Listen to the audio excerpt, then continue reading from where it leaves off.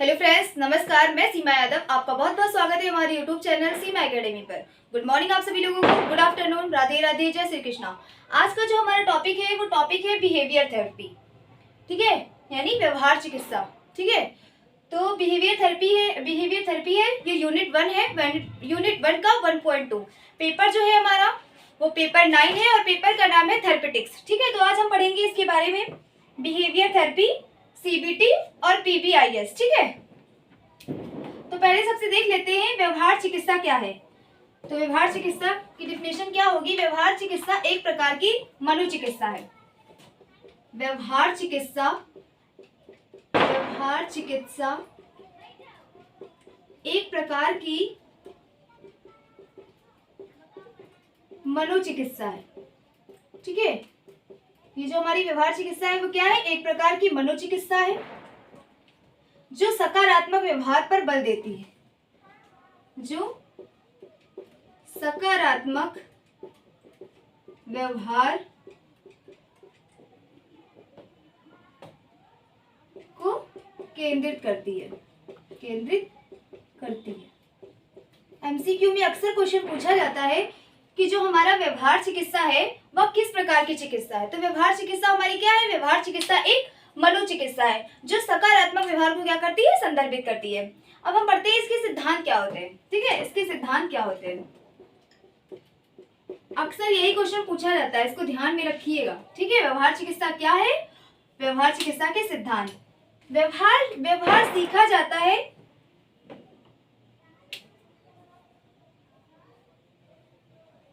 व्यवहार सीखा जा सकता है,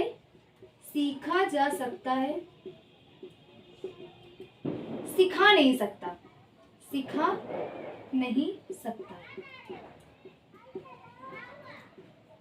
ठीक है, व्यवहार अक्सर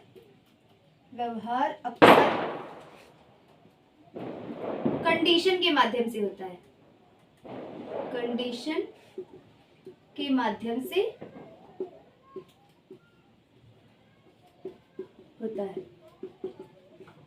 ये सच है कि व्यवहार सीखा जा सकता है लेकिन व्यवहार को हम सिखा नहीं सकते हैं। ठीक है, बिहेवियर जो है उसे हम सिखा नहीं सकते हैं। और व्यवहार अक्सर क्या होता है? कंडीशन के अकॉर्डिंग देखा जाता है। कौन सी कंडीशन में हमें किस प्रकार का बिहेव करना है वो कंडीशन के अकॉर्डिंग देखा जाता है, तब होता है। ठीक है, और नेक्स्ट है हमारा, ये पहला पॉइंट था। सेकेंड पॉइंट है व्यवहार इनके परिणामों में आकार लेते हैं। व्यवहार अनेक परिणामों में आकार लेते हैं। क्या होता है? व्यवहार के जो परिणाम होते हैं वो अलग अलग होते हैं। पता चला किसी के सामने मैंने कैसा बिहेव किया तो उसका रिजल्ट कैसा आया। ठीक है, इस कंडीशन को देखा जाता है। फिर आता है बिहेवियर मेरा टीचर्स के सामने कैसा था, उस कंडीशन को देखा जाता है। एक टीचर का अपने स्टूडेंट के प्रति कैसा बिहेव रहा, उसके आकार को देखा जाता है। तो क्या होता है? व्यवहार अनेक परिणामों में आकार लेता है। विभिन्न प्रकार की किस कंडीशन में, कभी कभी होता है ना, कितनी सारी कंडीशन हो जाते हैं, हमारा बिहेव रूडली हो जाता है और कभी कभी ऐसा होता है कि बिहेवियर अच्छा हो जाता है। तो क्या होता है? व्यवहार कंडीशन के माध्यम से देखा जाता है। ठीक है, नेक्स्ट है हमारा व्यवहार परिवर्तन सबसे प्रभावी होता है। व्यवहार परिवर्तन सबसे प्रभावी होता है।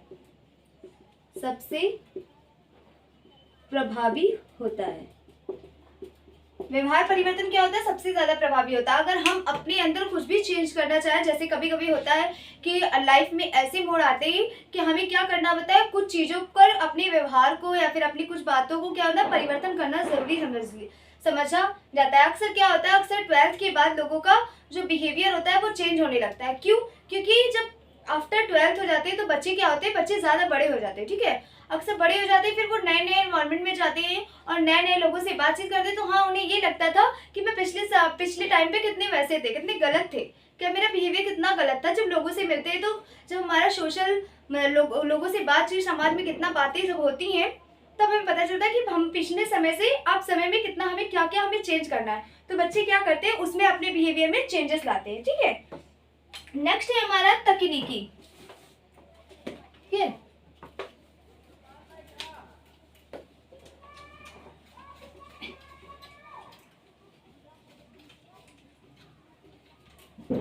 नेक्स्ट है तकनीकी। अब तकनीकी कौन सी है? तकनीकी 3 है। पहला है हमारा सकारात्मक दृष्टिकोण, सकारात्मक दृष्टिकोण, और दूसरा है नकारात्मक, नकारात्मक दृष्टिकोण, ठीक है। और तीसरा है हमारा सजा, ठीक है। 3 प्रकार की तकनीकी हैं। पहली तकनीकी है, इसमें क्या होता है? वांछित व्यवहार के लिए पुरस्कार या प्रशंसा प्रदान करना। सकारात्मक दृष्टिकोण क्या होता है? कोई भी किसी भी प्रकार का बिहेवियर जिसमें बच्चे को पुनर्बलन दिया जाता है, जिसमें इस बात की संभावना बढ़ जाती है कि व्यवहार दोहराया जाएगा, ठीक है। सकारात्मक पुनर्बलन में, सकारात्मक दृष्टिकोण में क्या होता है? इसमें वांछित व्यवहार के लिए, वांछित व्यवहार को क्या किया जाता है? पुरस्कार दिया जाता है, यानी पुनर्बलन दिया जाता है, जिसमें क्या होता है, इस बात की संभावना बढ़ जाती है कि जो व्यवहार है वो पुनः दोहराया जाएगा, ठीक है। ये तो हमारा सकारात्मक दृष्टिकोण। अब हमारा सेकंड है नकारात्मक दृष्टिकोण। क्या होता है? इसमें वांछित व्यवहार होने की संभावना बढ़ाने के लिए अप्रिय उत्तेजना करना शामिल हो जाता है। कि जो हमारा वांछित व्यवहार है उसकी संभावना को क्या होता है? अप्रिय मतलब नापसंद की उत्तेजना को दूर करना शामिल किया जाता है, कि हम जो ऐसा बिहेवियर से हमें दूर करना है, ठीक है। तीसरा है हमारा सजा। इसमें अवांछनीय व्यवहार के लिए नकारात्मक परिणाम प्रदान करना शामिल है, जिसमें व्यवहार के दोहराए जाने की संभावना है। मतलब सजा मतलब कोई भी रूडली व्यवहार, कोई भी गलत व्यवहार, इस तरीके के व्यवहार जो होते हैं जिसमें ये चीज लागू हो जाती है कि इस व्यवहार को दोहराया जाना की संभावना है। मतलब हम क्या करते हैं, जब कभी एक ऑटिज्म बच्चा ले लेते हैं, उसका जो बिहेवियर होता है वो लोगों के प्रति कितना अलग होता है। क्यों? क्योंकि जो बच्चे होते हैं वो काफी क्या होता है, अलग अलग सा महसूस करते हैं। जैसे जो ऑटिज्म बच्चा होता है वो अगर पहले की बार मैंने देखा था अपनी टीचिंग पर, एक बच्चा था वो ऑटिज्म था, ठीक है। तो उस बच्चे का सोशल इंटरेक्शन बहुत ज्यादा मतलब लो था। तो क्या हुआ उसमें, जब बच्चा बैठा था साथ में तो थोड़ी देर तो वो बैठा रहा और बैठे बैठे फिर उसने सामान उठाना फेंकना चालू कर दिया। तो उस चीज को मतलब दिखाया जा रहा है कि आज ये यहाँ फेंक रहा है, कल कहीं को और कहीं बिठाया जाएगा तो वो कहीं किसी बच्चे पर फेंक सकता है, तो वो चीज लग सकती है। तो इसमें यही चीज बताया गया, इसीलिए इसे सजा का बताया गया है। इसमें व्यवहार को दोहराए जाने की संभावना होती है कि ऐसा व्यवहार वो दूसरे के सामने जरूर करेगा, ठीक है। Steps of CBT. Steps of CBT,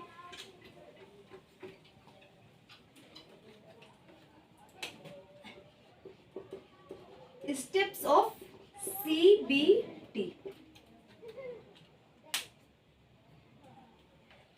पहला है हमारा आलोचनात्मक व्यवहार की पहचान करें। सीबीटी का पहला स्टेप क्या है? आलोचनात्मक व्यवहार की पहचान करें। व्यवहार की पहचान करें मतलब बच्चे का बिहेवियर कैसा है या फिर कौन सा बिहेवियर गलत हो रहा है। इन सारे व्यवहार को क्या करना है, बिहेवियर को हमें पहचान करनी है। ऐसे बिहेवियर को निर्धारित करें कि व्यवहार अधिकता है। मतलब बच्चे का जो व्यवहार है उसको निर्धारित करें, मतलब देखें कि बच्चे का व्यवहार अधिकता है या नहीं है, अधिकता या कमी। मतलब बच्चे के अंदर वो व्यवहार ज्यादा है या फिर कम है। तीसरा है हमारा कमी, व्यवहार को बढ़ाने का प्रयास करें। व्यवहार को बढ़ाने का प्रयास करें मतलब बच्चे के अंदर न्यू मतलब अच्छे व्यवहार को डालने का प्रयास करें कि हमें बच्चे के हमें किसके सामने कैसे बिहेव करना है, कौन सा बिहेव हमें किस टाइप से करना है। उसको अच्छे बिहेवियर को बढ़ाने के लिए क्या करना है, व्यवहार को बढ़ाने का प्रयास करना है कि बच्चा हमें इस टाइप से कैसे रहेगा। How CBT is different.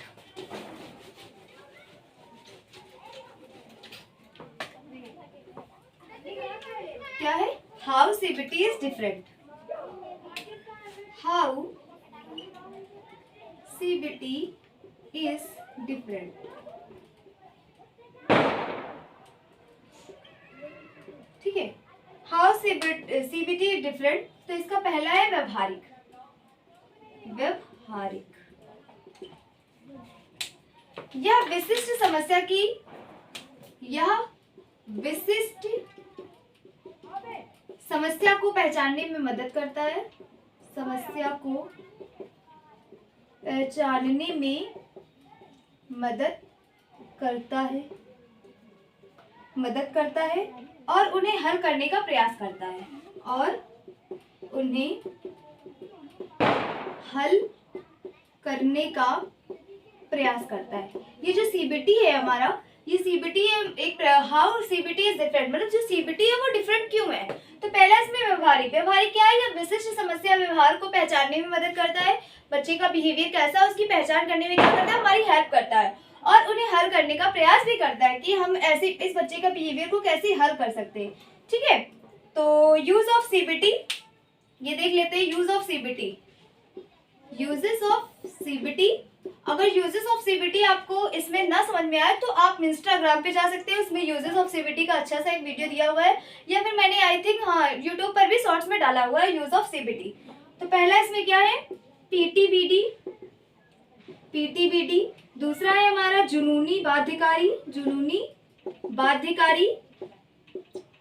और तीसरा है सोने में समस्या, सोने की समस्या।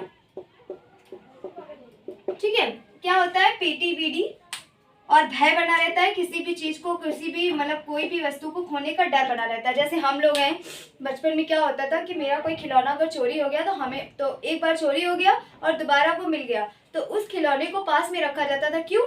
क्योंकि बार बार यही डर बना है कि दोबारा से वो खिलौना कहीं चोरी ना हो जाए। उसी प्रकार से बौद्धिक अक्षम बच्चे में भी ऐसा होता है, उनका कोई भी सामान कुछ ऐसा होता है कि उनको हर चीज से डर बना रहता है। कभी कभी क्या होता है, जो टीचर्स उन्हें टीच करने आते हैं, जैसे बहुत से बच्चे आते हैं ना टीचिंग पर, तो क्या होता है अगर बच्चे टीच करने आए हैं तो कुछ बच्चों, कुछ टीचरों से उनका क्या होता है, अलगाव हो जाता है, उनका डर मतलब भय बन जाता है कि हाँ ये मुझे मारेंगे या मुझे डांटेंगे, तो इस चीज का डर बना रहता है। तो बच्चे के अंदर ये CBT model, uses of CBT, यही है सीबीटी के यूजेस क्या है, यही यूजेस है कि किन किन यूजेस से बच्चों का होता है। ठीक है, अब हम आते हैं पीबीएसडी, पीबीएसडी।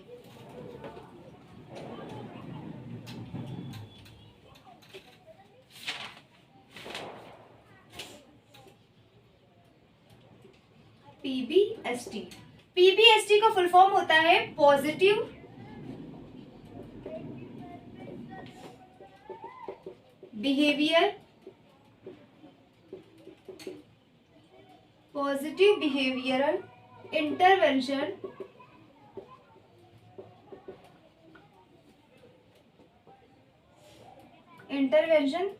Strategies therapy.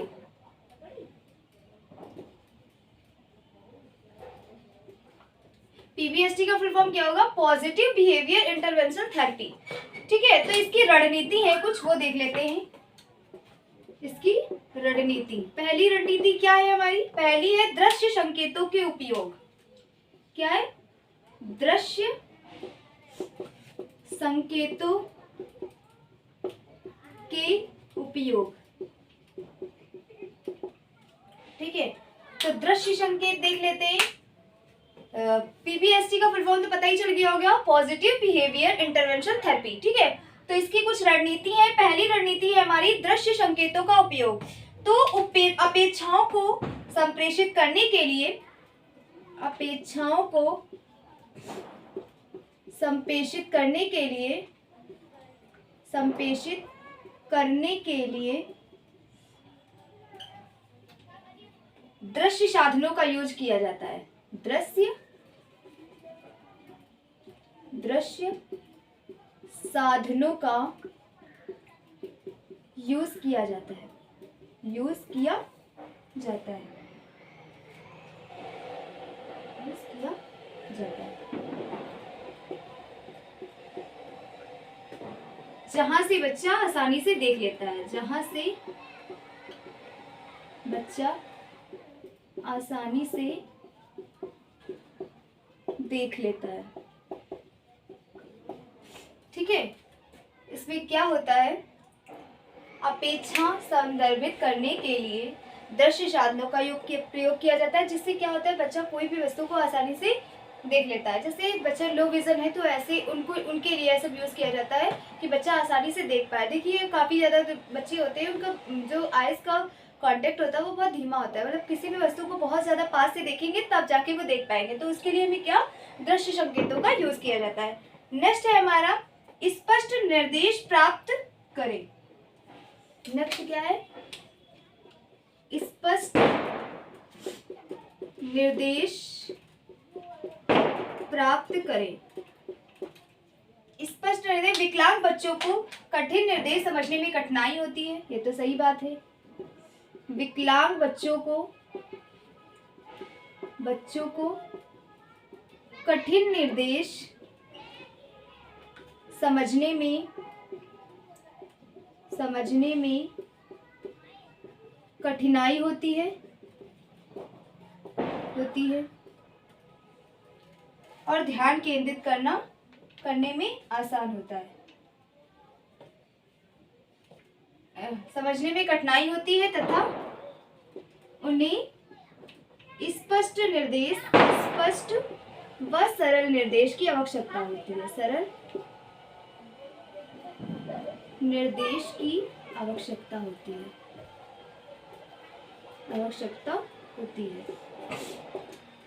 कभी कभी क्या होता है, जो हम स्पष्ट निर्देश प्राप्त करना, जो बौद्धिक अक्षम बच्चे होते हैं उनका जो होता है, क्या होता है, किसी भी चीज को पढ़ने में, समझने में, किसी भी बात को कहने के लिए उनको क्या होती है, कठिनाई का सामना करना पड़ता है। तो जो स्पेशल एजुकेटर होता है यानी जो टीचर्स होता है, उसे क्या करना है कि बच्चे को एक स्पष्ट और सरल निर्देश देना है, जिससे वो आईडी बच्चा, बौद्धिक अक्षम, एसएलडी और एएसडी जो बच्चे हैं आसानी से समझ जाए। ठीक है, तो ये तो हमारा स्पष्ट निर्देश देना। अब ये दोनों हो जाए फिर आगे हम बताते हैं, नोट कर लीजिए आप लोग। नेक्स्ट है हमारा टाइमर का प्रयोग करना।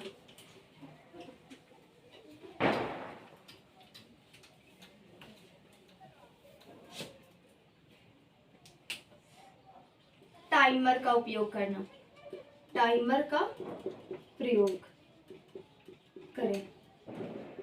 टाइमर का उपयोग कब करेंगे? टाइमर बच्चों को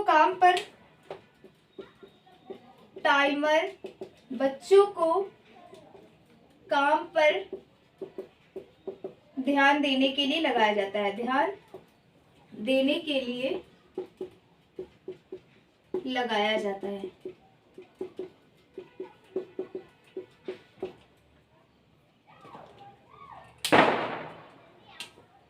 जिससे बच्चा ध्यान केंद्रित करता है।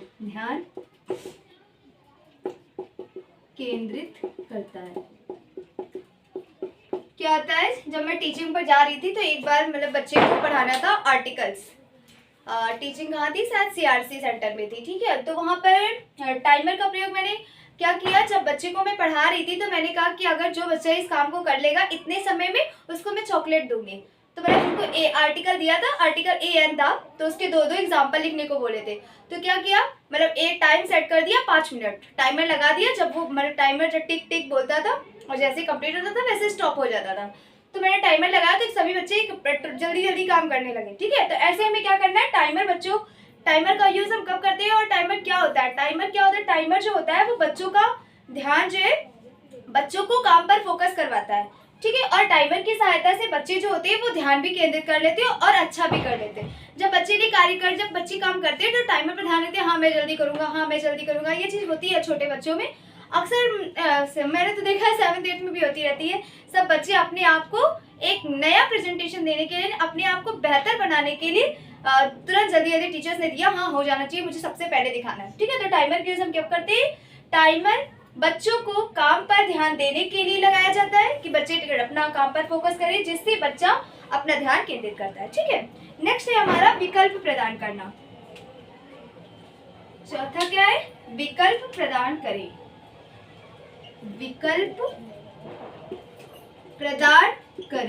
ठीक है, विकल्प प्रदान करें, ये क्या है?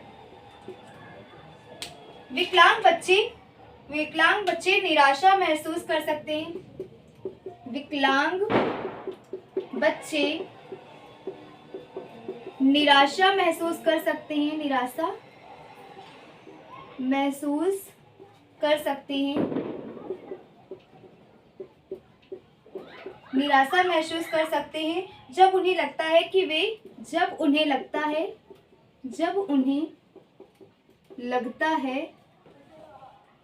कि वे पर्यावरणीय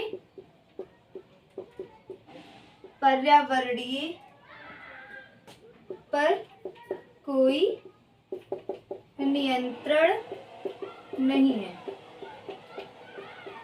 इसमें क्या करना है, बच्चे को हमें विकल्प भी देना है कि हाँ, कुछ बच्चे क्या होते हैं, जैसे एक क्वेश्चन दे दिया और सभी बच्चों से कहा गया कि इस क्वेश्चन को करो, तो उस बच्चे ने क्या किया, कुछ को आता है कुछ को नहीं आता। जो विकलांग बच्चे होते हैं, दिव्यांग बच्चे जो होते हैं, वो निराश हो जाते हैं, मतलब कि अब मैं कैसे करूँगा, बहुत ज़्यादा उदास में होते हैं। कुछ बच्चे मतलब बहुत ज़्यादा सोच लेते हैं ना कि मुझसे नहीं होगा, ये कैसे हो गया। तो विकलांग बच्चों के लिए हमें क्या करना है, एक ऑप्शनल रखना है, मतलब एक क्वेश्चन दिया तो उसका एक ऑप्शन में रखा है, जिससे जो दिव्यांग बच्चे हैं वो निराश ना हो। फिर यही सोचने लगते हैं वो बच्चे कि जब उन्हें लगता है कि वो पर्यावरणीय पर कोई नियंत्रण नहीं है, कि उनका जो पर्यावरण पर है कोई भी नियंत्रण नहीं है। तो फ्रेंड्स, आज की वीडियो में बस इतना ही। जुड़े रहिए सीमा एकेडमी के साथ। वीडियो को लाइक कीजिए, शेयर कीजिए और चैनल को सब्सक्राइब करिए। और कोई भी डाउट्स हो तो इंस्टाग्राम, टेलीग्राम, कहीं पर भी आप कांटेक्ट कर सकते हैं। और अच्छे से वीडियो को देखिएगा और कोई भी डाउट्स हो तो हमसे पूछ लीजिएगा। तब तक के लिए नमस्कार। Thank you.